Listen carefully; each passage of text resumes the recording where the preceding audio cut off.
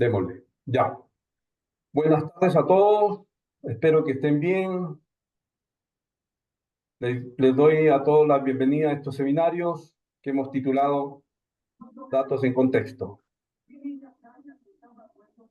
Eh, Como ya saben, nuestro primer invitado es Fabio Paredes. Y además les cuento que esta es una actividad enmarcada entre el área de Ciencia de Datos de la Facultad de Ingeniería y Ciencias de la Universidad Adolfo Ibáñez de Chile y la Facultad de Medicina de la Universidad Nacional de Trujillo de Perú. Esperamos que esta actividad, seguro entre muchas otras, den frutos en el desarrollo de conocimiento y otras actividades como talleres o quizás emprendimientos conjuntos e investigación colaborativa. Bueno, procedemos a iniciar este primer seminario que estará a cargo de Fabio Paredes. Él es ingeniero estadístico, egresado de la Universidad de Santiago de Chile. Tiene un magíster en epidemiología de la Facultad de Medicina de la Pontificia Universidad Católica de Chile y actualmente está terminando el doctorado en estadística también en la Universidad Católica de Chile. Como ya saben, el título del seminario de Fabio es Del problema a la publicación. En esta exposición nos contará sobre sus experiencias en las publicaciones que ha realizado en revistas indexadas, ¿ya?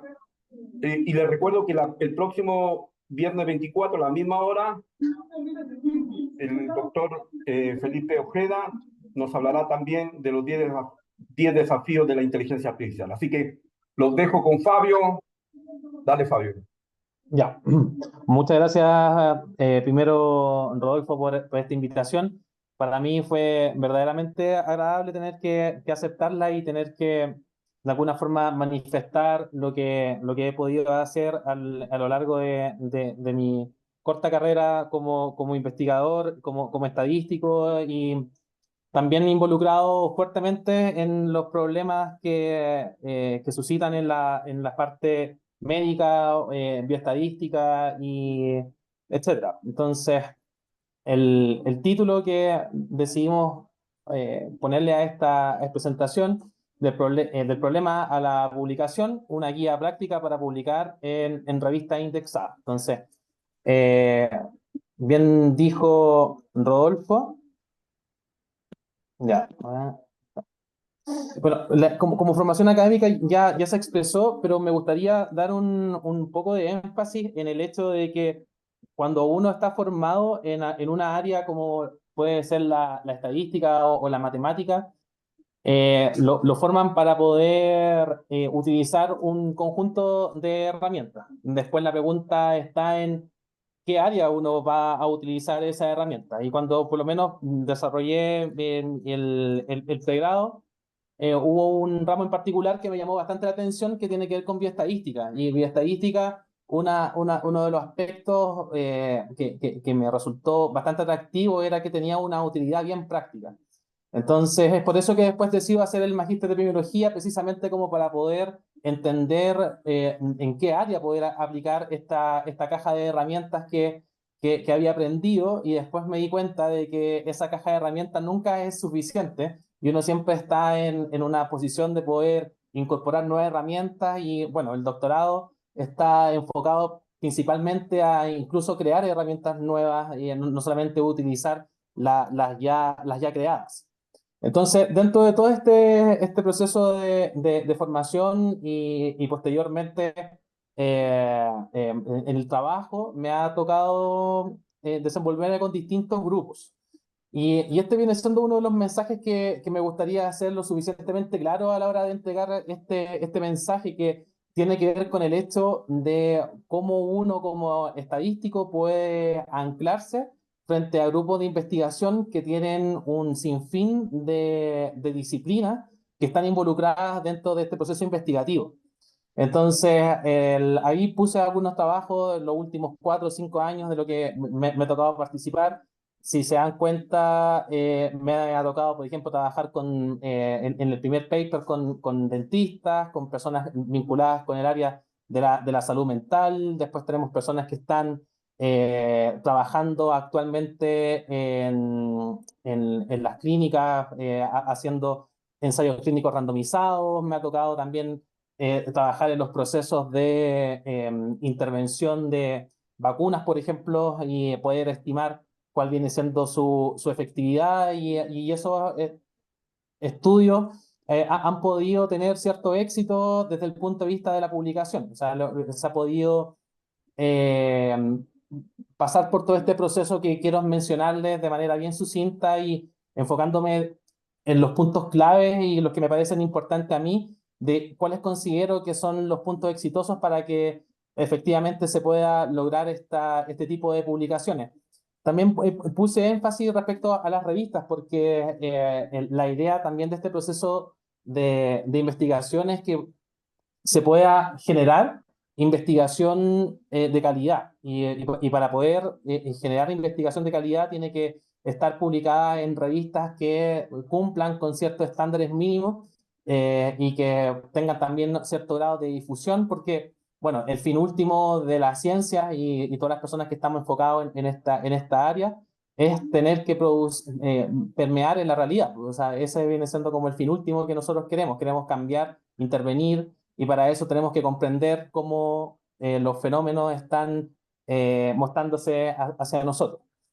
Entonces, pongo un énfasis también en la importancia de la interdisciplinariedad o la transdisciplinariedad, debido a que se requieren muchas disciplinas converjan para aspirar o también para alcanzar investigaciones que sean de calidad. Entonces, es imposible tener que endosar esta responsabilidad en un único individuo. Una persona puede perfectamente liderar un grupo de investigación, una persona se puede hacer cargo, una persona, como mencioné anteriormente, puede preocuparse del proceso de síntesis de información, de poder hacer que estos grupos disciplinarios puedan conversar entre ellos. Sin embargo, esta responsabilidad tiene que estar endosada en distintas personas y en distintas disciplinas.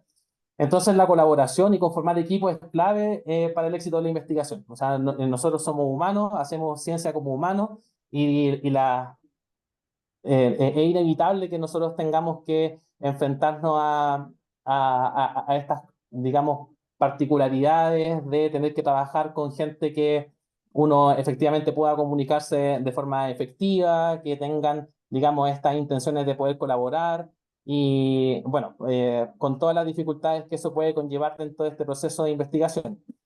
Además, se necesita maximizar el entendimiento de las distintas disciplinas, creando instancias de transmisión de conocimiento. Esto me parece también algo bien importante, porque si yo como estadístico no estoy interiorizado en poder entender cuál es el problema médico de fondo que se quiere resolver, si no manejo cuáles son los conceptos, si no comprendo cuál es la dinámica de ese fenómeno, es muy complejo que yo pueda ofrecer algún tipo de modelamiento que pueda ser realmente efectivo y eficaz a la hora de recoger ese comportamiento. Así también las personas que vienen del área de la salud, ya sean médicos, enfermeros, tecnólogos, etcétera, también tienen que estar profundamente involucrados en conocer los conceptos estadísticos, porque ellos también pueden, de alguna manera, darnos recomendaciones, ayudarnos en tener que tomar decisiones. Entonces, estas áreas tienen que estar profundamente vinculadas. Y ese es un mensaje que también me gustaría poder manifestar.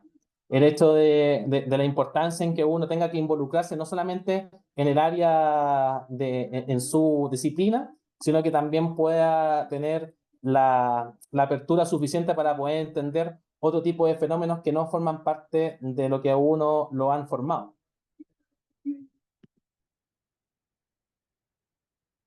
Ya, ahí está. Bueno, aquí quise o quiero especificar cuáles vendrían siendo los distintos pasos que ayudarán a la planificación de un estudio. Lo importante es saber que esto es un proceso que está ligado y es un proceso que tiene ciertas dependencias. Es decir, se tienen que primero definir lo que es un problema de investigación, cómo ese problema de investigación se puede expresar a través de objetivos, cómo nosotros podemos abordar la teoría conformando un marco metodológico, cómo nosotros podemos establecer hipótesis, cómo nosotros podemos también a la vez generar metodología, cómo recogemos los datos, cuáles son los materiales que nosotros vamos a utilizar. Y así este proceso entonces va llegando finalmente a que todo digamos, esta etapa terminen en un manuscrito que viene siendo, digamos, como el resultado, uno de los resultados que uno quisiera concretar dentro de este proceso de investigación. Entonces, también me gustaría ser bien enfático respecto a que estos procesos tienen cierta dependencia y que existen esta necesidad de que primero se establezca bien cuáles son los objetivos. Bueno, y luego de poder conocer cuáles son estos objetivos, cómo se operacionalizan en un marco metodológico, cuáles son los métodos que vamos a utilizar, cuáles son la planificación respecto al registro de datos, y vamos a ir, digamos, hilvanando todo este proceso hasta, como les comenté, llegar a las conclusiones pertinentes y cómo terminan escribiéndose. Este esquema que le estoy presentando no es propio, es un esquema que uno puede encontrar en una revista de las más influyentes donde converge precisamente la estadística con la medicina, que es Statistics in Medicine. Estos son los autores de esta cuarta edición. Es un libro que yo recomiendo mucho debido a que es un buen recetario, digamos, un buen recetario como para poder internarse, está claramente definido, está bien escrito y se puede entender perfectamente con conceptos que muchas veces pueden ser difíciles de poder entender estadísticamente, pero ahí están lo suficientemente bien abordados.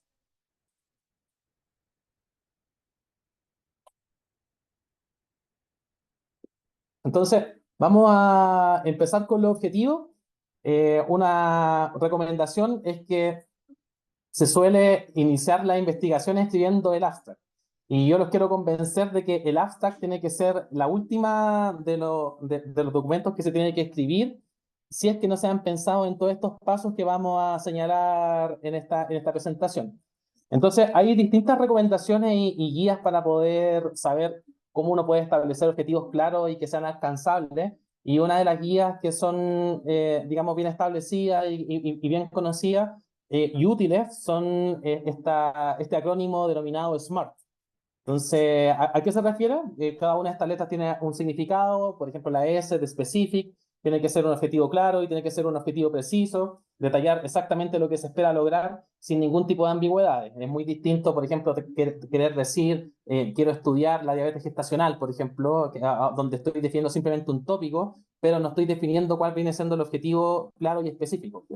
Hay una distinción en poder discriminar qué es lo que significa una actividad a lo que significa un objetivo de investigación. Acá quiero hacer también una aclaración respecto a qué entendemos por un objetivo de investigación, en el sentido en que una vez que ya se define cuál es el problema de investigación, esto se lleva a cabo y se muestra como objetivo. Entonces muchas veces se presenta como objetivos generales o objetivos específicos y esa es una manera en la cual los resultados se pueden ir comunicando. Pero lo que el objetivo quiere señalar es a dónde vamos a apuntar nuestra investigación, tiene que quedar expresamente claro cuál es el problema de investigación y eso viene siendo una de las características que deben tener los objetivos. También este acrónimo tiene la M de medible, donde deben existir criterios claros para poder medir el progreso hacia la consecución del objetivo. También la A de achievable, donde el objetivo tiene que ser en realista y alcanzable con los recursos y el tiempo disponible. Evidentemente no tenemos el tiempo, el financiamiento necesario para poder llevar a cabo esta investigación y que se pierda en el tiempo. Tenemos que ser bien concisos y bien realistas, concretos para poder alcanzar cada uno de estos objetivos. La investigación también tiene que ser relevante, mejor dicho, una de las características del objetivo es que sea relevante, es decir, que tenga un impacto significativo en el área de interés, y también la T, que es de temporal, significa que exista una línea de tiempo clara, una fecha de inicio y una fecha de término de la investigación. O sea, tiene que ser una investigación bien acotada y definida a través del tiempo. Fabio, Dígame, ¿Puedes colocar la PPT pantalla completa? ¿está en pantalla completa o no? No, se ve una división. Dame un segundo. Ya, te esperamos, tranquilo. Mm,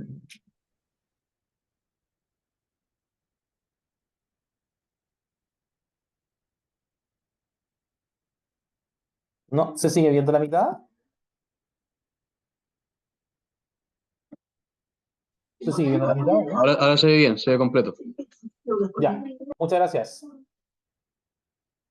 Y entonces quedé en el desarrollo de desarrollar el trasfondo y la relevancia. Entonces, la idea aquí, en el segundo paso, es proporcionar el contexto necesario para entender la importancia de la investigación y cómo se relaciona esta con trabajos previos en el campo. Es crucial para captar el interés de la comunidad científica y para justificar la financiación del apoyo a la investigación.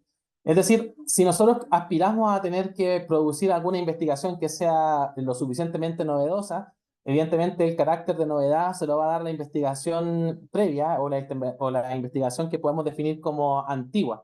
Entonces, ningún proceso surge de la nada, todo está enmarcado dentro de una teoría, está enmarcado dentro de un cuerpo en el cual nosotros tenemos que anclarnos, vamos a utilizar esas definiciones, esos conceptos para poder expresar nuestra hipótesis de dónde queremos apuntar. Y es importante que este marco teórico esté claramente definido. En este paso también deseamos exponer el marco teórico, en lo que se inscribe el problema de investigación y también los antecedentes en que se reposa. Eso también nos puede ayudar perfectamente a poder definir si el problema de investigación que estamos interesados en estudiar ya está contestada esa pregunta o todavía quedan ciertas antecedentes que uno quisiera, digamos, abordar y contestar preguntas relacionadas con ese tema que no necesariamente están bien constituidas en un trabajo, en un manuscrito.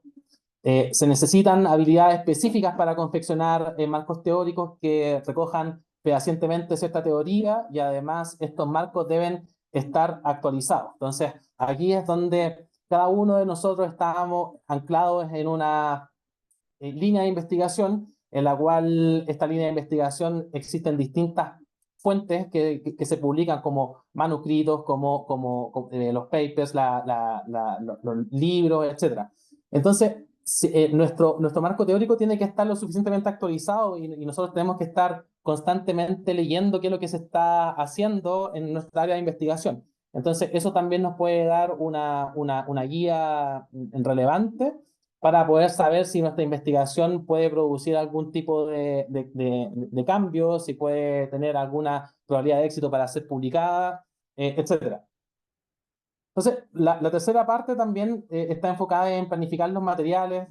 Tenemos que asegurarnos de que todos los recursos necesarios estén disponibles para llevar a cabo la investigación de forma efectiva.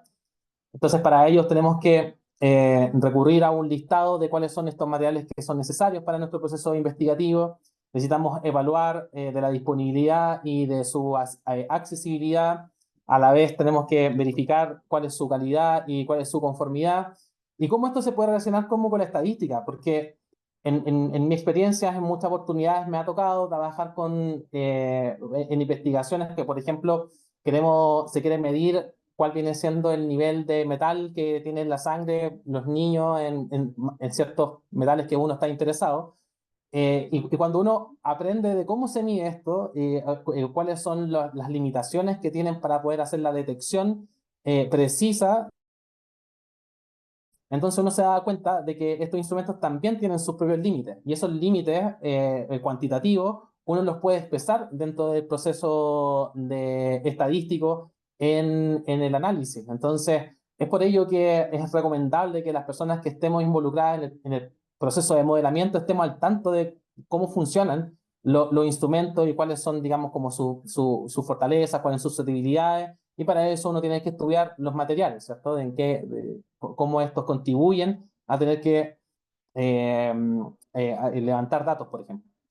Evidentemente, contar con un presupuesto y financiación que promueva y que sea suficiente para poder llevar a cabo esta investigación se necesitan también planes de contingencia. Y esto es bien interesante porque los planes de contingencia muchas veces ocurren ciertos hechos que pueden alterar gravemente nuestra investigación. Me ha pasado a mí, por ejemplo, en alguna oportunidad que he trabajado con personas que guardan muestras en biobancos y en alguna oportunidad se corta la luz, por ejemplo, y esas muestras después quedan inutilizables porque pierden toda la calidad de refrigeración que estas muestras requerían.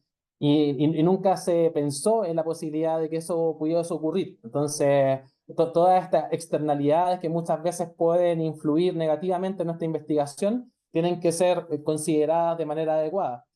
Muy importante también lo que es la documentación y los registros que están relacionados con nuestros materiales.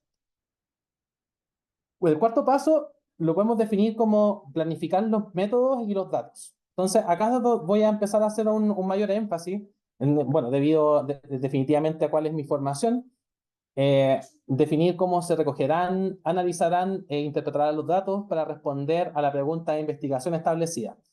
Acá también considero relevante es que la metodología que uno pueda proponer como estadístico va a estar en función del problema de investigación y no al revés. Ha habido últimamente un desarrollo prolífico en todo lo que tiene que ver con distintos tipos de modelos estadísticos o modelos de machine learning, modelos que ocupan inteligencia artificial, que definitivamente son modelos útiles que pueden ser ocupados en contextos específicos, pero la estadística básicamente la entiendo yo como una caja de herramientas, y una caja de herramientas no siempre las herramientas sirven para determinadas funciones. Entonces, ahí es donde uno tiene que tener la flexibilidad suficiente como para poder saber cuál viene siendo el conjunto de metodologías que son las más idóneas en determinado contexto. Entonces, la metodología está en función del problema, y el problema aquí es donde el que tiene el verdadero protagonismo. Una planificación cuidadosa de los métodos y los datos asegura que la investigación sea válida, que sea confiable y a la vez que sea replicable. Y este viene siendo tres características que son clave dentro del proceso de investigación: que sea válida, que tenga ausencia entonces de sesgos sistemáticos, confiable, que tengamos el tamaño suficiente de muestra, por ejemplo, para poder observar los efectos que nosotros queremos, considerando todas las externalidades expresadas en fenómenos aleatorios, y replicable, que digamos, eh, eh, si nosotros no estuviésemos en esta investigación o más adelante nos reemplacen personas que estén llevando a cabo la misma investigación, esas personas que nosotros vamos a formar tienen que ser capaces de poder construir la misma investigación en todo su proceso. Y para eso tiene que haber una documentación suficiente que defina todos los pasos y decisiones que se tomaron en todo el transcurso de la investigación. Esto facilita la obtención de resultados que sean aceptados por la comunidad científica y que puedan sustentar conclusiones sólidas. Una de las características más relevantes dentro de este proceso de investigación precisamente tiene que ver con la selección del diseño de estudio. ¿Cuál es el más adecuado y plausible para abordar ciertas preguntas de investigación? No en todas las circunstancias uno puede, por ejemplo, llevar a cabo un estudio randomizado. Muchas veces uno tiene que, por consideraciones éticas, conformarse o simplemente desarrollar estudios que sean observacionales. Muchas veces también es eh, deseable desde el punto de vista de poder establecer conclusiones causales, llevar a cabo estudios que sean prospectivos, pero en muchas circunstancias eso no se puede realizar y no queda otra que utilizar estudios retrospectivos. Entonces, toda esta selección de los diseños de estudio, cuál es el más adecuado, va a depender básicamente de cuál es la circunstancia en las que estemos nosotros involucrados en nuestro problema de investigación, cuál viene siendo el financiamiento que uno pueda tener como para poder llevar a cabo un estudio. Y yo creo que por lo menos esa lección del diseño de estudio tiene que ver precisamente como con estas componentes. A la vez, tiene que existir una definición de las variables que se van a medir, incluyendo las variables independientes, las variables dependientes y variables de control. Definitivamente, la pregunta de investigación quiere estar operacionalizada a través de variables, y estas variables, que usualmente la que a nosotros nos interesa va a ser la variable dependiente, nosotros podemos buscar factores de riesgo o podemos saber qué es lo que precede al fenómeno que yo estoy utilizando, y esas van a ser el conjunto de variables independientes. Y también se tiene que definir cuáles vendrían siendo las variables de control o las potenciales confundentes. Es decir, quiero controlar el sesgo de confusión, para eso tengo que medir estas variables que son potenciales confundentes para poder lograr estimaciones que sean válidas y precisas. ¿Cómo uno puede definir estos mecanismos de variables? Existen distintas metodologías que nos pueden ayudar a poder establecer cuál viene siendo el rol que tienen las variables dentro de nuestras variables de respuesta. Existen ciertas herramientas como los gráficos acíclicos dirigidos, los cuales van a expresar todo el proceso del fenómeno que nosotros estemos evaluando, y eso definitivamente nos puede dar una orientación respecto a cuáles son las variables que nosotros deseamos controlar en el futuro, que queremos medir y queremos que tener su impacto reducido en nuestras estimaciones. También tenemos que llevar a cabo este proceso de documentación que ya les he hablado, que es vital para la replicabilidad del estudio y para poder responder a cualquier pregunta durante el proceso de revisión de pares. Esto es bien relevante también porque muchas veces los papers se aceptan con comentarios que estos comentarios muchas veces uno tiene que recurrir a procesos estadísticos para poder saber qué es lo que se hizo, cómo se hizo, qué decisiones se tomaron. Entonces, si existe una documentación respecto a todas estas pequeñas decisiones que hay que hacer en el transcurso de la investigación, vamos a estar en posición de establecer una mejor respuesta para ese revisor y nosotros también vamos a estar mucho más seguros respecto al proceso, cómo lo estamos llevando a cabo, si es válido, si no es válido, etc. Entonces, creo que es central entender cómo funciona un modelo estadístico, porque así como los médicos se basan en evidencia clínica para tomar decisiones, los modelos estadísticos utilizan la evidencia o los datos para poder hacer inferencias y predicciones. Entonces, un modelo estadístico no es más que un tipo de modelo matemático que va a representar de forma simplificada cuáles son las relaciones entre las variables en un conjunto de datos. Entonces, una de las maneras en la cual uno puede definir este modelo es que nosotros conocemos bien qué es lo que significa una muestra, ¿cierto? Una muestra viene siendo simplemente una particularidad de una distribución que subyace a la muestra. Es decir, básicamente la muestra es simplemente una réplica de un proceso aleatorio que está ocurriendo detrás. Ese proceso aleatorio uno lo lleva a cabo a través de distribuciones de probabilidad, por ejemplo. Entonces, esas distintas distribuciones de probabilidad vienen siendo decisiones subjetivas que van a reflejar cuál es el comportamiento del fenómeno aleatorio que estamos estudiando. Entonces, una de las maneras en la cual eso se conceptualiza es a través de, por ejemplo, modelos paramétricos. ¿Qué es lo que quiero decir con modelos paramétricos? Los cuales, un caso clásico, uno tiene una distribución normal, la distribución normal tiene un parámetro de localización, un parámetro de escala. Estos parámetros, entonces, son objetos matemáticos que uno quisiera estimar en el futuro a través de la muestra, y básicamente entonces nuestro modelo en este caso estaríamos estando en un modelo paramétrico, ¿ya? Cuando es finito ese espacio de parámetros, vamos a decir que existen modelos paramétricos, pero hay muchas alternativas. No solamente los modelos paramétricos van a ser útiles para poder expresar un modelo estadístico, van a existir modelos semiparamétricos, van a existir modelos monoparamétricos, los cuales también nos pueden ayudar perfectamente a tener que expresar cuál viene siendo ese proceso subyacente de lo que nosotros podemos denominar como población, y la muestra que observemos entonces va a ser parte de una realización de ese proceso aleatorio.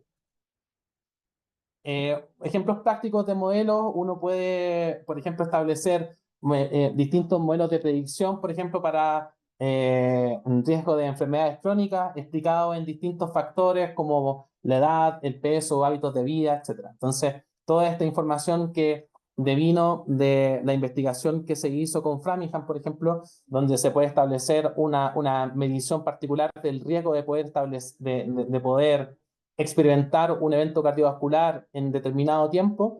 Entonces, bueno, se hizo descubriendo cuáles son esos factores, y esos factores se llevaron a cabo en modelos estadísticos. Los modelos estadísticos funcionaron para poder descubrir cuáles vendrían siendo esos factores y nosotros podemos establecer medidas particulares. Por ejemplo, una persona que tiene 57 años, que padece diabetes de tipo 2, que fuma 3 cigarros al día, que tiene una presión arterial de 160 sistólica y 100 diastólica, tiene un riesgo que eso es medible, eso es computable y se puede entonces saber cuál es esa probabilidad que manifieste el evento de interés. Así también, en particular, yo estoy desarrollando un modelo para rastrear la propagación de enfermedades, lo que nosotros conocemos como el número reproductivo básico, el R0, o el instantáneo, el RT, el cual puede ser de utilidad para evaluar la efectividad de intervenciones farmacológicas, como pueden ser las vacunas, o diseñar estrategias de intervención. Entonces, yo para eso asumo que este fenómeno tiene un comportamiento.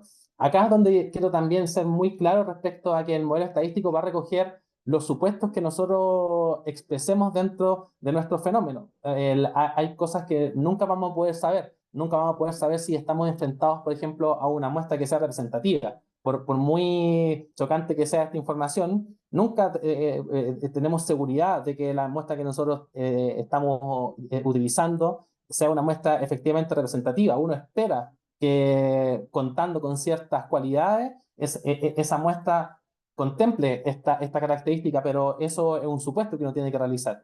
Muchas veces también se asume independencia entre las distintas observaciones que uno lleva a cabo, y esos supuestos de independencia, por ejemplo, también es algo que a mí me permite establecer un proceso de estimación, pero eso lo tengo que suponer para lograr ciertas estimaciones. En la práctica no sabemos realmente si efectivamente se cuenta con esos supuestos. Entonces, acá surge algo bien particular. Es necesario tener que hacer supuestos para poder llevar a cabo la investigación. O sea, no hay nada, o mejor dicho, estos supuestos, creo yo, tienen que estar lo suficientemente bien expresados, y tenemos que ser transparentes respecto a qué es lo que estamos suponiendo de cómo se comporta el fenómeno para poder ser estimado. Entonces, eso es lo que tiene que estar reflejado dentro del modelo estadístico.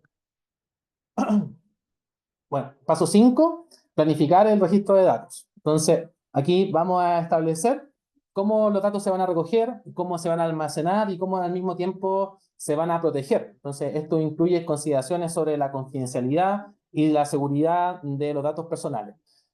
Existen diferentes tipos en los cuales uno puede acceder a la muestra. Para esto existen los distintos niveles de muestreo, que seguramente ustedes pueden estar al tanto de estos distintos mecanismos. Sin querer hacer una clase de muestreo, porque vamos a quedar cortos seguramente, yo creo que muchas veces se tienden a confundir dos objetivos de investigación, en los cuales muchas veces en un objetivo quiero tener una muestra representativa, pero en otro objetivo la representatividad no es algo que yo tenga que aspirar. Entonces, cuando uno lleva a cabo investigación que es descriptiva, es decir, cuando quiero, por ejemplo, conocer cuál es la prevalencia de personas que tienen diabetes tipo 2 en Perú, por ejemplo.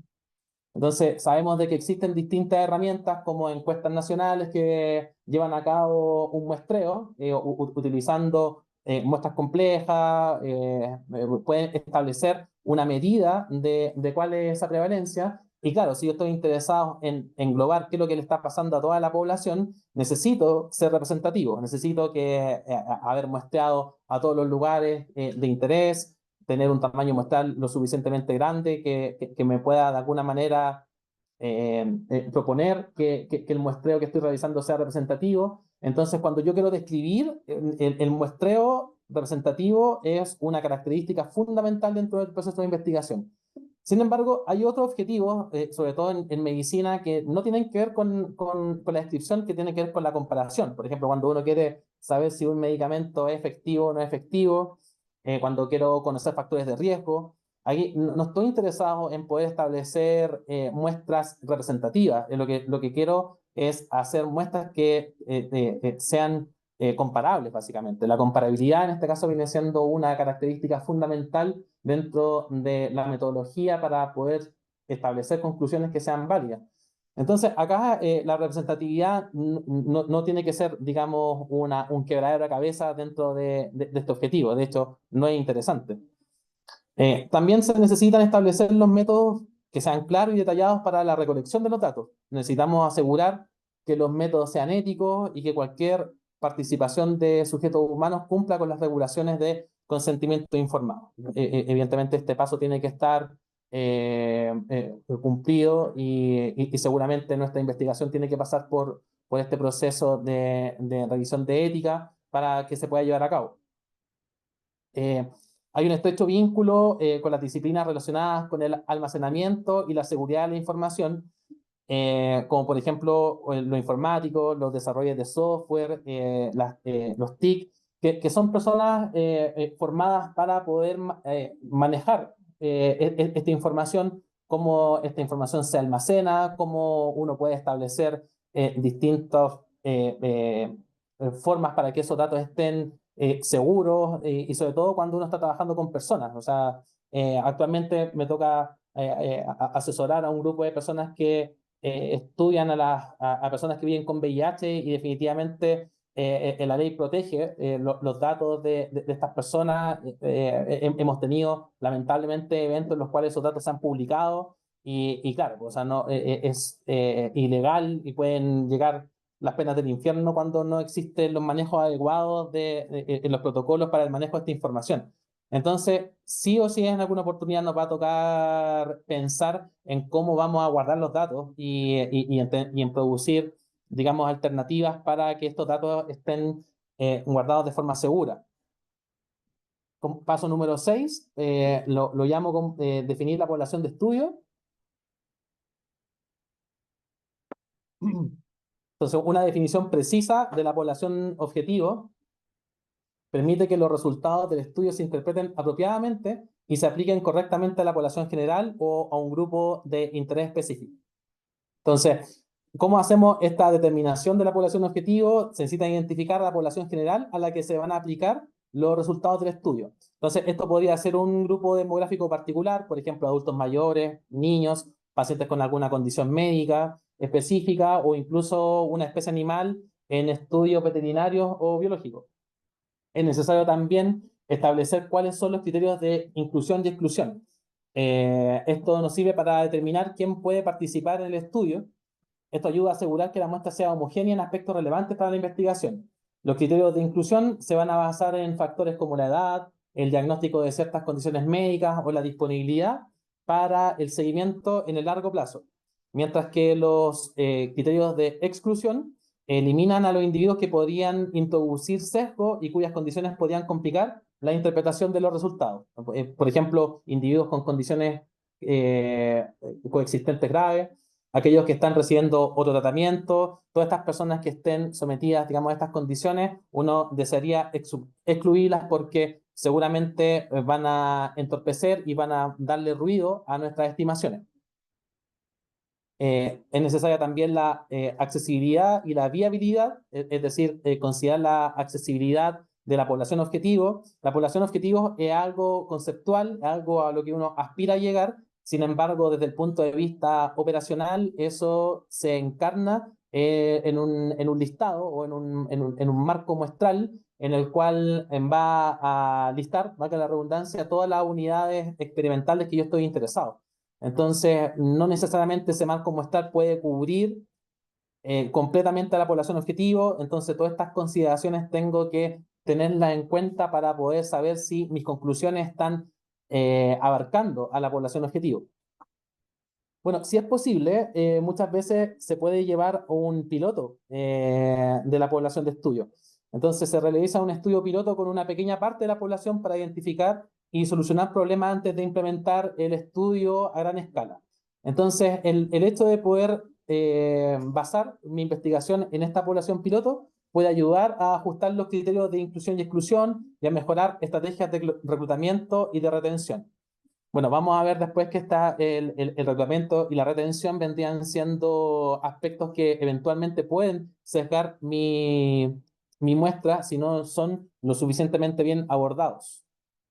El tamaño muestral. Bueno, este es un aspecto crítico de la planificación de un estudio de investigación, o sea, ya que tiene un impacto directo sobre la validez y la confiabilidad de los resultados obtenidos. Entonces, acá tenemos conceptos en estadística como el error tipo 1, o lo podemos hallar como el alfa, o el error tipo 2, el beta, la potencia estadística como el complemento del error tipo 2, y el uso de los p-valores que son fundamentales estos conceptos para comprender y determinar el tamaño de muestra adecuado. Acá quiero dar un mensaje que muchas veces utilizamos al p-valor como un criterio de evidencia para saber si ciertos resultados son significativos o no son significativos. Y muchas veces es la primera tabla que se suele ver para saber si cierta variable contribuye o no contribuye en la explicación de mi fenómeno.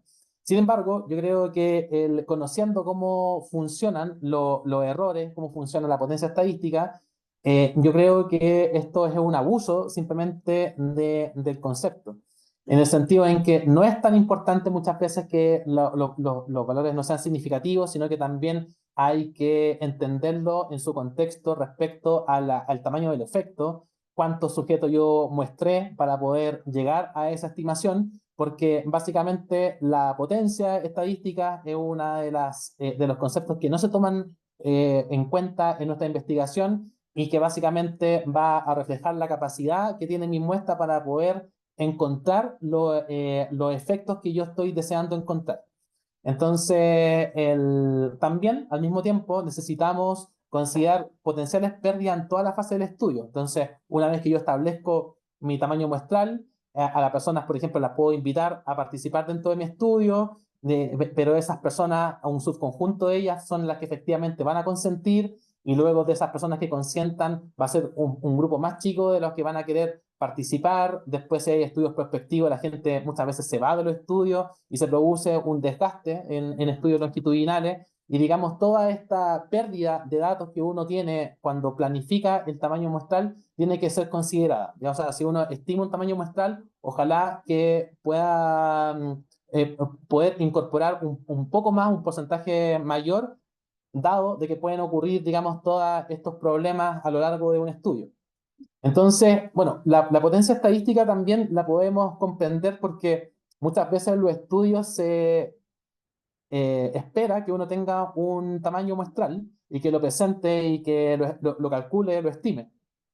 Entonces, en ciertas circunstancias, en investigación biomédica, no necesariamente uno puede muestrar, digamos, uno está condicionado, uno ya sabe cuáles son las personas que tienen ciertas condiciones y no se puede ir a muestrar más gente, solamente puedo contar como con un tamaño de muestra que ya está prefijado, porque es todo lo que yo puedo acceder, básicamente. Entonces, cuando ocurre este problema, cuando uno ya el tamaño muestral está fijado, entonces es útil considerar la potencia estadística, ¿ya? En este caso, el siguiente esquema muestra distintas curvas de potencia para varios tamaños de efectos. Entonces tenemos tamaños de efectos que son pequeños, tamaños de efectos medianos y tamaños de efecto grande. Entonces, como muestra esta figura, entonces evidentemente cuando el tamaño del efecto es más grande, necesito menos muestras para que la potencia sea más grande. Entonces, eso es lo que está expresando la primera curva que está por encima, la curva azul. Entonces, el eje X tiene el tamaño muestral que uno desea muestrar por cada uno de los grupos comparables, y nos damos cuenta que a mayor efecto, evidentemente, necesito menos tamaño muestral para tener la potencia suficiente de calcular ese efecto. Entonces, siempre es posible poder estimar estas curvas de potencia, independiente si cuento o no previamente con el tamaño del estudio prefijado. Entonces, es una discusión que se da poco metodológicamente, pero nos va a ayudar mucho a saber cuánto es el tamaño mínimo que se requiere para poder determinar un efecto deseado, y nos vamos a dar cuenta de que este p-valor muchas veces está condicionado al tamaño de la muestra. Entonces, no significa que la muestra sea mala o que no exista evidencia para apoyar cierta hipótesis, sino más bien que no muestre lo suficiente. Entonces, estos son aspectos metodológicos clave para poder incorporar dentro de las metodologías.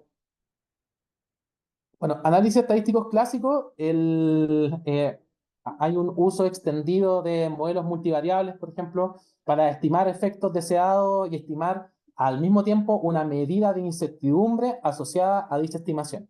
Entonces, en mi recomendación, en lugar de centrar la discusión en los p-valor o en la significancia estadística, que es importante, pero es simplemente una parte del problema, uno quisiera poder establecer una medida de efecto y al mismo tiempo la incertidumbre asociada a esa medida.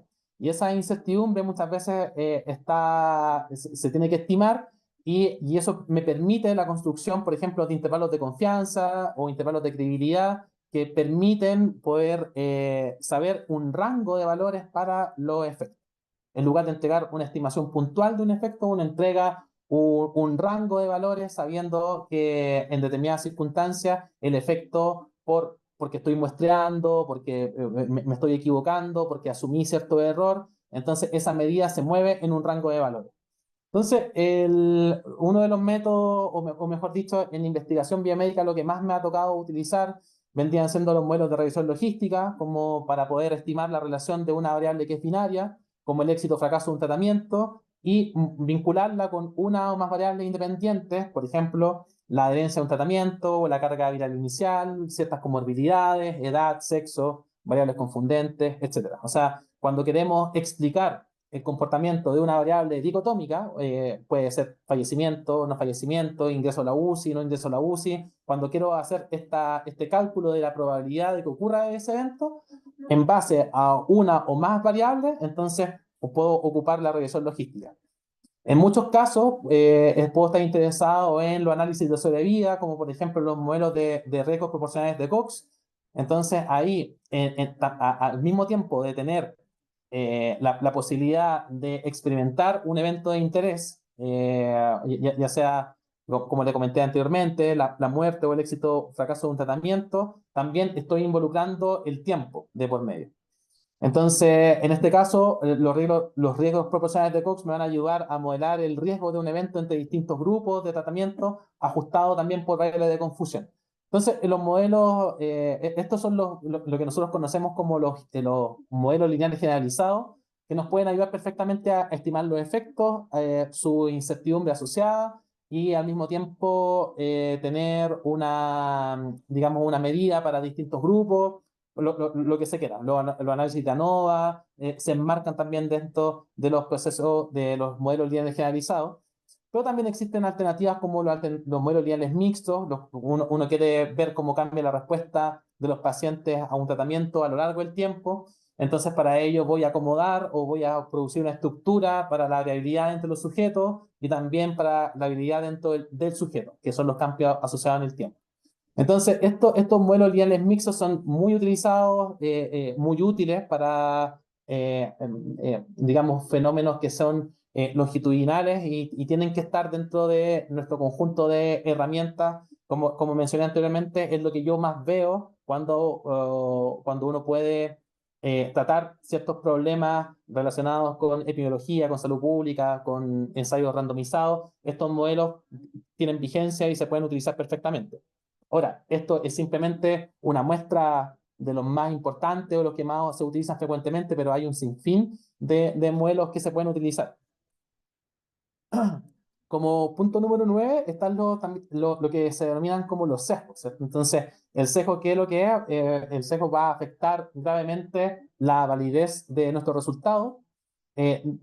Todos los estudios tienen sesgo. O sea, no hay, incluso los ensayos clínicos randomizados que muchas veces se muestran como el gold estándar dentro de la literatura biomédica, como al menos a través de la aleatorización pueden controlar el sesgo de confusión, pero aún así siempre existen confusiones residuales que no están correctamente tomadas en cuenta. Todos los estudios tienen sesgo y es muy importante poder definir cuáles son los sesgos de nuestro estudio. Entonces, a grandes rasgos también uno puede definir distintos tipos de sesgos como los sesgos de selección, es decir, si tengo cierta propensión a escoger a personas que tienen ciertas características por sobre otras, evidentemente eso puede sesgar mi resultado. Sesgos de información, si a la persona esto es muy clásico, si uno le quiere preguntar a una persona por enfermedades en su historial clínico, evidentemente estoy sujeto a que esa persona no recuerde bien cuál es su historial y me va a dar información imprecisa. Uno siempre está expuesto a este tipo de sesgo y el más importante, por lo menos en epidemiología, se le da un énfasis relevante al sesgo de confusión. Evidentemente que existen otras variables subyacentemente que están ejerciendo una influencia en la relación que yo quiero estimar y es deseable entonces que esa confusión esté controlada para que yo pueda establecer una medición que sea válida.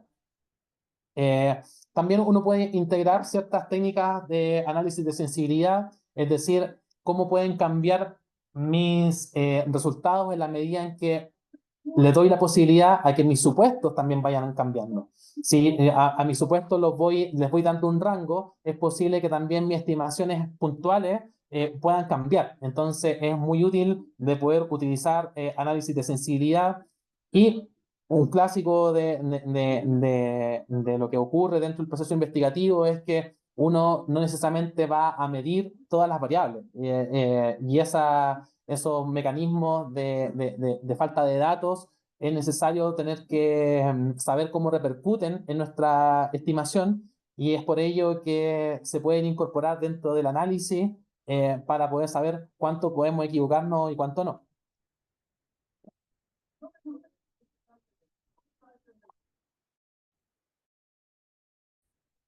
Bueno, finalmente, ya concluyendo, digamos, estos pasos, hay un puente entre los resultados y la conclusión.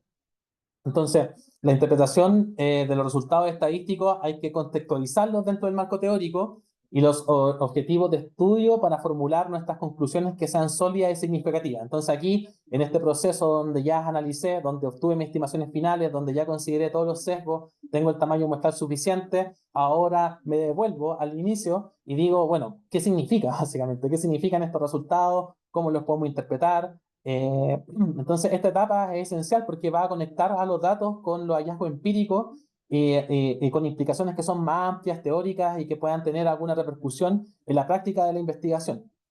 Entonces, para ello es útil llevar a cabo procesos de síntesis en el cual se seleccionan digamos, a los resultados que son exclusivamente relevantes que contesten mi problema de investigación.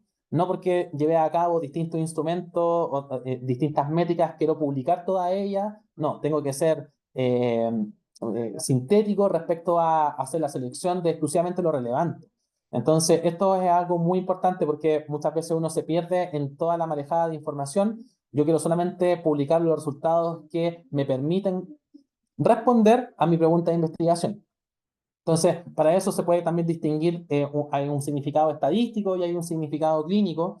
Entonces, que muchas veces esto está en contraposición, sin embargo, esto debería estar apoyándose. O sea, muchas veces uno se encuentra con resultados que pueden ser estadísticamente significativos, pero que para la clínica no significa nada. Son efectos tan chicos que, a pesar de que podamos tener el poder para poder detectar estos cambios o estos efectos, no tienen ninguna repercusión clínica. Entonces, ¿cómo nosotros podemos igualar estos marcos de significado estadístico con significado clínico? Existen distintas herramientas para ello. Uno puede, por ejemplo, estandarizar variables de tal manera en que el aumento de una variable para poder explicar otra tenga un significado clínico en el análisis. Entonces, estas herramientas de estandarización no son muy utilizadas porque hay que tomar determinaciones para que eso tenga algún sentido, pero se puede hacer perfectamente. Luego está también este proceso de contraste con la literatura previa, en el cual nuestros resultados se van a comparar con estudios que tengan ciertas igualdades en las condiciones donde nosotros levantamos nuestros resultados y definitivamente entonces acá hay una comparación respecto a estos valores, si tienen algún significado, van en la misma dirección y uno lo puede ver reflejado, por ejemplo, cuando estudia los metaanálisis o las revisiones sistemáticas. Todos los estudios que se llevan a cabo para poder estimar los efectos de algún fenómeno de interés. Entonces, hay una variabilidad, digamos, también dentro de cada uno de los estudios, que es útil que uno lo tenga que contextualizar dentro de este proceso y nos va a ayudar definitivamente a tener que establecer una una mejora en cuanto a la interpretación de nuestros resultados. Esto está directamente involucrado en el manuscrito, en el proceso de discusión. O sea, ya estamos hablando del término de nuestra investigación y cómo nosotros le damos sentido a los datos. Bueno, esta es la última parte del proceso, que es anticipar la forma en que las conclusiones van a ser expresadas. O sea, uno perfectamente pudiera saber cuáles son la tabla 1, la tabla 2, la tabla 3 del paper, las figuras, antes incluso de adelantar los datos. Y esto puede ser muchas veces difícil de poder creer, pero yo creo que eso es lo deseable. O sea, primero el paper, antes de que nosotros levantemos los datos, ya podemos saber qué información es la que nosotros vamos a vaciar en las tablas, porque a pesar de que no hayamos observado los datos, perfectamente podemos definir qué es lo que se acompaña de acuerdo al relato que uno está contando en el manuscrito. Entonces, si uno puede establecer estas tablas previo a que se puedan levantar los datos, yo creo que es un indicador de que uno está pensando bien cómo está expresando sus resultados. Para eso es deseable la claridad y la precisión, conclusiones que estén basadas exclusivamente en los resultados obtenidos. Muchas veces estamos en el proceso de ciencia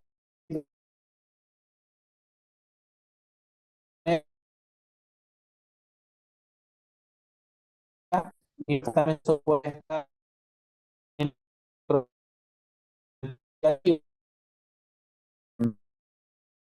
limitaciones y direcciones futuras que uno desea que estén en la discusión. Bueno, ya finalizando, uno puede, estas son, digamos, unas recomendaciones que voy a ofrecer, dada, digamos, como la experiencia que se me ha dado en este tipo de estudios. Entonces, acá nosotros tenemos un dicho que es no poner la carreta delante de los bueyes. Creo que lo busqué y en Perú creo que es el mismo significado que el que tiene acá. Es decir, primero lo primero, ¿cierto? El método tiene que estar en función de la pregunta de investigación y no al revés, ¿ya? Primero es entender cuál es el problema y nosotros proponemos una metodología que vaya acorde al problema. O sea, acá hay una jerarquía dentro de la importancia que es clave tener que considerar.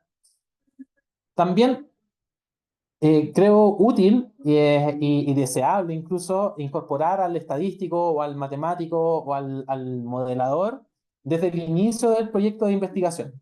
¿Y eso por qué? Porque es muy frecuente que al estadístico se le llame una vez que los datos están levantados y muchas veces tenemos que desenredar en tuerto o tenemos que tomar decisiones que no nos corresponden respecto al problema de investigación. Sin embargo, si un modelador está involucrado desde el inicio del problema, puede dar direcciones claras y específicas para todo este proceso de tamaño muestral, de cuáles van a ser el modelo estadístico que se va a utilizar, para poder revisar los distintos cuestionarios para saber si se está midiendo lo que efectivamente uno quiere que se mida. O sea, el aporte que se puede dar desde la matemática al proceso investigativo es clave. Y yo, por lo menos, soy de la idea de que el estadístico tiene que estar participando activamente desde el inicio. También hay que tener cierta claridad acerca de los supuestos que se asumen en nuestro proceso de investigación. Siempre hay supuestos en toda estimación. Yo, si quiero estimar la efectividad de las vacunas, asumo de que la dosis que se le está otorgando a las distintas personas efectivamente es lo que se recomendó, es lo que se fabricó.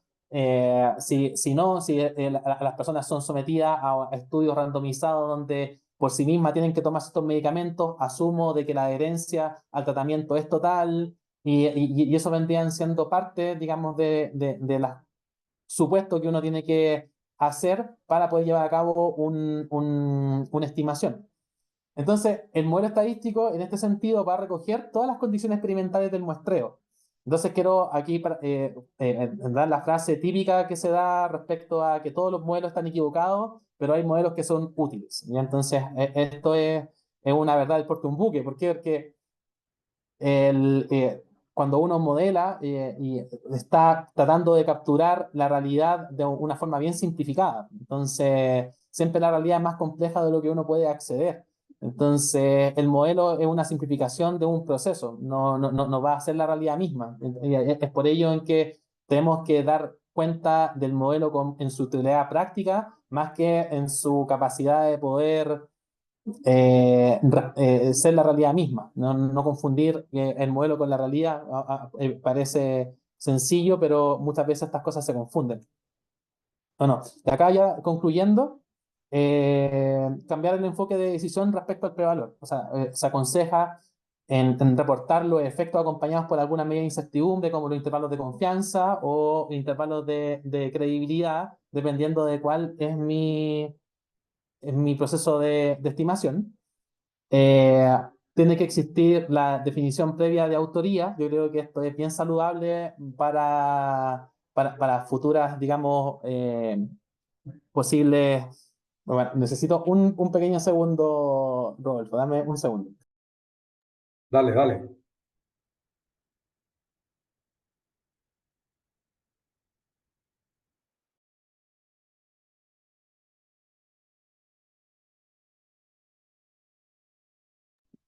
Ya, es que tengo a mi hija un poco aburrida, entonces cuando ya estoy hablando 1 hora se empieza a impacientar y quiere que esté con ella. Bueno, pero a lo que iba ya concluyendo, tiene que existir una definición previa de la autoría. Esto definitivamente va a ser una ayuda gigante como para poder determinar quién es el primer autor, cuál es el corresponding, cómo se está distribuyendo el trabajo, si bueno, evita peleas en el futuro, hace el proceso de forma más clara. Yo por lo menos creo que esto se tiene que negociar antes de que se escriba el paper. La revisión de las revistas que potencialmente puedan publicar nuestra investigación y que cumplan con los estándares científicos de calidad. Útil escogerla respecto a su factor de impacto, respecto a su línea editorial, y también hay un proceso político de por medio que uno, si, bueno, evidentemente conoce a las personas, a los editores, evidentemente ese proceso es más sencillo. No estoy diciendo que esto hay que hacerlo, pero es una realidad. O sea, si uno tiene contacto con personas que están dedicadas a las revisiones, definitivamente uno puede acelerar su proceso. Hay uso de directrices de reporte para estudios específicos como Consort para los estudios randomizados y Stroke para los estudios observacionales, que yo creo que son guías útiles que uno tiene que mirar para poder basar su investigación y que definitivamente pueden ser una buena comparación al momento de llevar a cabo nuestra investigación. Y yo, por lo menos, también creo que este proceso de capacitación continua, en el cual uno puede realizar, por ejemplo, cursos de búsqueda bibliográfica, cursos de escritura científica, que quizás no son ramos, no son cursos, son cursos que pues, se pueden dar muchas veces en las facultades. Anótense en esos cursos, tienen una utilidad muy grande. Son muchas cosas que nosotros vemos en este proceso investigativo, que son skills que uno quiere tener para poder llevar a cabo su análisis. También cursos de análisis de datos, o como en R, en Python, SAS, en cualquier software, en verdad, como más que publicitar algún software en particular, en verdad, yo lo miro como por su herramienta útil, simplemente. O sea, todo esto, cualquiera de ellos puede producir exactamente los mismos resultados. Y también es útil tener reportería para el avance de investigación, es decir, cuando ya empieza el proceso de reclutamiento, uno puede llevar a cabo reportes automáticos de manera en que uno pueda saber en qué está la investigación, cuánta gente se está reclutando, qué características tiene, y eso se puede perfectamente automatizar, digamos, con todas las herramientas que expuse anteriormente respecto a los software estadísticos. Así que bueno, eso es la presentación. Bueno, en Rodolfo me comentó de que hay una instancia para que puedan hacer preguntas, así que yo feliz de Sí, poder sí. escucharla y responderlas. Fabio, antes que nada, muchas gracias por compartir tus conocimientos, tu experiencia y sobre todo las sugerencias. Muy, muy, muy bueno. Así que entramos a la etapa de las preguntas. Si alguien tuviera alguna pregunta, parece que hay una pregunta en el chat. No sé si lo ves, Fabio. Lo ves, ¿verdad, Fabio? Eh, ya. O sea, están haciendo una eh, comentario acerca de poner la exposición en pantalla completa, es lo que estoy viendo solamente. No, aquí hay en el chat Ah, dice, ya, acá está. Cuando se determina el tamaño muestral, específicamente en los trabajos experimentales, en algunos de ellos los animales de experimentación se puede perder. ¿Qué consideraciones debemos tener en cuenta para evitar que cuando queramos extrapolar sea confiable? Sí, bueno, las estrategias para poder llevar a cabo estudios experimentales pueden ser un poco distintas por ejemplo, las estrategias que uno puede utilizar para construir muestreos representativos. Hay un paper bien conocido de Rothman respecto a que dice por qué la representatividad tiene que ser omitida o no darle esta exacerbada importancia que muchos estadísticos matemáticos le dan. Entonces, acá la discusión es cómo lo hago para poder producir comparabilidad. Y para producir comparabilidad, uno tiene que considerar cuáles son, por ejemplo, las variables subyacentes o las confundentes que pueden alterar esta relación y tratar de muestrear en todo el rango posible de esas variables. Es decir, lo que nosotros, la estrategia tiene que estar enfocada a aumentar la variabilidad respecto a la variable de interés. Esa vendría siendo como lo que desea en estudios que sean de comparabilidad. Evidentemente, el hecho que después se puedan perder ciertas muestras o que fallezcan personas o que personas nos vayan del estudio, eso es algo que nosotros no podemos controlar. Siempre podemos tener la capacidad de poder muestrear al inicio un poco más de lo que estimamos y eso viene siendo algo deseable. Sin embargo, hay muchas cosas que no van a estar frente a nuestro poder como por ejemplo estas pérdidas que se pueden producir. Entonces, como tratando de ser más sintético en la respuesta, eh, yo creo que una vez que se hace el tamaño muestral, siempre es útil tener que sumarle un porcentaje en la medida de lo posible. Yo sé que eso va a depender de financiamiento, va a depender de un montón de factores, pero en la medida de lo posible, aumentar el tamaño muestral inicial para que la potencia estadística no se vea afectada y uno pueda establecer finalmente las conclusiones con la significancia que se propuso. gracias. Si hubiera alguna otra pregunta,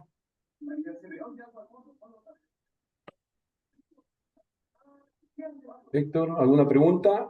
Fabio, hay una pregunta que te quiero hacer yo. ¿Me escuchas, verdad? Sí, Tú hablabas del tamaño del efecto, ¿verdad? Y tengo entendido que hay hay hasta tres, la literatura habla de hasta tres mediciones de efecto. Uno que tiene que ver con el efecto quizás teórico que te entrega el valor P, ¿verdad? También el BF10, que es el factor de Bayes, no sé si lo ubicas, sí, ¿verdad? Y el otro es el efecto de Cohen. Esos, a eso tú te refieres con mediciones teóricas, ¿verdad? Porque me imagino que otra cosa es el impacto de contexto, que es otra cosa, ¿no? claro. O sea, es que hay dos aspectos. En un principio, uno a través de los test de hipótesis puede expresar en una hipótesis estadística cuál vendrían siendo el tamaño del efecto, por ejemplo, la diferencia del efecto entre un grupo control y un grupo experimental. ¿Ya? Entonces, eso se expresa a través de las mediciones de los parámetros, básicamente, ¿cierto? Entonces, para ello uno puede llevar a cabo todos los procesos que nosotros sabemos, los procesos de decisión asociados a los test de hipótesis, pero otra cosa es, digamos, la medida de la evidencia, que yo creo que hay dos aspectos distintos. Uno es saber si el estadístico de prueba cae en una región determinada que me va a permitir rechazar o no rechazar esa hipótesis estadística, y otra cosa es el grado de evidencia, que es, por ejemplo, lo que uno pretende estimar a través del p-value o a través del factor de Bayes, como tú dijiste. Entonces yo creo que son dos conceptos distintos. Una cosa es la decisión propiamente tal a través de un proceso de test de hipótesis, digamos, y lo otro es saber si la cuantificación del efecto tiene una relevancia desde el punto de vista desde la evidencia. Ya. Bueno, si no hay más preguntas, Rodolfo, yo tenía algo que preguntar. ya, dale, Víctor. Oye, no sé si se escucha bien, Se pero... escucha perfecto. Ah, ya, excelente, que he estado con problemas de internet acá, pero Fabio, es extraordinario, me encantó tu presentación, o sea, revela mucha experiencia, mucho conocimiento. Yo te quería hacer una pregunta, pero un poco en otra dirección. No sé si tú conoces eh, un médico que ha escrito un libro y que se llama Reading Between the Numbers. Y su nombre es Joseph Toll. No sé si lo ubicas. No, no lo ubico. Pero ¿qué habla? Claro, lo que pasa es que él eh, relaciona la interpretación estadística, habla de contextos y tiene una teoría acerca de cómo tratar los contextos. Y entonces eso está muy ligado al trabajo investigativo porque tú necesariamente debes ser capaz de interpretar. Si no hay interpretación no sirve de nada. Entonces, Exacto. la interpretación siempre es un desafío en todo lo que se refiere a modelación de data, ¿no? Entonces, no, te preguntaba porque es muy interesante esto de que un médico da una mirada tan incisiva sobre el tema de la interpretación. Esa es la clave de este sujeto, doctor. Exactamente. Lamentablemente no he podido tener contacto con él, se ha perdido, ha estado, que él es israelí, creo. Entonces, Mm, perfecto. pero Sí. eso nada más, ¿no? Sí, no, sí, es un súper buen comentario porque yo creo que uno como estadístico muchas veces se pierde en sus métodos y claro, no sabes cuál es tu output y si ese output dentro de tu función, pongamos, efectivamente tiene alguna relevancia o cómo vendría siendo la correcta forma de poder interpretar esa medición. Entonces, yo por lo menos creo de que para poder hacer una interpretación correcta, no basta solamente con estar al tanto de la metodología que se estudió, sino que hay que conocer el problema de investigación en su plenitud. Entonces, es por eso de que esta visión interdisciplinaria es muy útil para poder conversar de cuál es la forma en la cual se interpreta. O sea, no solamente el especialista en salud tiene que ver el dato y contrastarlo con lo que ya se sabe, sino que también el estadístico puede dar una opinión respecto a cómo se obtuvo eso, cuáles son, digamos, las limitaciones que tienen esos datos, porque eso también reduce la expectativa y claro, o sea, las cosas se interpretan en su medida que corresponda. Entonces sí, o sea, la interpretación es clave dentro del proceso y claro, eso está muy desarrollado en la discusión de un paper. Y eso, ese es, digamos, como el capítulo donde tiene que ir todo lo relacionado con la interpretación. Muy interesante, Fabio. Ya. Muchas gracias, Fabio. Gracias por la presentación. Estuvo muy bueno, Fabio. Así que gracias Bueno, por todo, gracias a los participantes también. Y acuérdense que les envié mis datos por el chat, mis datos ahí, si es que necesitan algo. Tenemos otra charla, otro seminario el viernes 24 a las 5 horas peruana, 6 horas chilena con el doctor Felipe Ojeda, que nos va a hablar sobre los 10 grandes desafíos de la inteligencia artificial en medicina. Así que muchas gracias, Fabio, te pasaste. Así muchas que gracias por la gracias invitación. también a todos. Si necesitan la PPT, por favor me escriben a mi correo o al WhatsApp y ahí le estoy traspasando ya. Muchas gracias. Chao, chao. Listo. Cuídense. Chao, chao.